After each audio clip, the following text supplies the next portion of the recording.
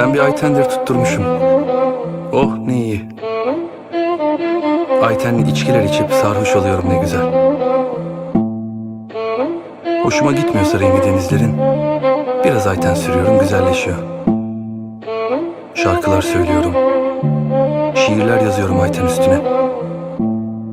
Saatim her zaman Ayten'e 5 var. Ya da Ayten'i 5 geçiyor.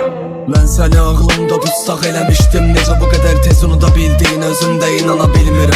Hatirələrimizsə canlanır ərdən birindi. Dərpuç olan arzuların qədir qiymətində kim bilər. Kirli elleriyle pak sevgiyə tilsim yoğurur. Dözmərəm özgə birisi öpsün səni bilsin qoxunu. Necə bəladı yoxluğum, dərd var məlhəmi yoxdur. Sənə yazdıqlarımsa səndən özgə hər kəsə toxunur. Mən həmin adam olaram əgər ki sən həmin qız olsan. Əlvida sözün yalan qalan hər bir sözün düz olsan. Yenidən aşık olaram hər zərrənə, hər cümlənə. Amma ki yoxdur elə möcüzə ötən illəri geri döndərə.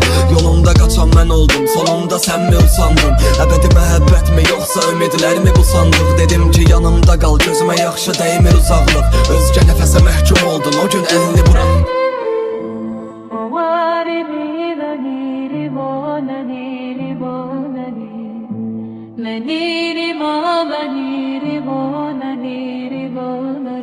Eşqin fədakarlığına baxılır gənc yaşda canı. Qiyamətdir Rəbbim ahımı duy göz yaşda yanır. Atdı özünü bədən tuta bilmədi göz yaşlarını. Həyatın qəbahəti bu gec böyüyüb tez yaşlanır. Ruhuma toxunmuşdu nəl izlərinə baş eyrəm mən. Əlimdə şeirlərimi ürəkdə səni daşıyıram mən. 2 il öncə söz verdiyi 5 il sonra ailə quracaq. Geridə qalan o içirin ümidi ilə yaşayıram mən. Sətirdə qan ağlayırdım 3 nöqtə kəsdi avazımı. Gözlərim qəm gölüydü isti yanağa çəkdin ayazımı. Qəlbi yerinə qaytar ölümüyü belə qəbri dayaz. Əllərimin qədrini bil, bu qələm hər qıza yazmır. Adı hər misrama ünvandı, bədii qirayət o. Sevgimi yerə atmışdı, peşmandı nəhayət o. Uzaqlardan alə çəkim göz yaşıyla müşayət ol. Mən səsimə yaxşı baxım, sən saçınla müğayət.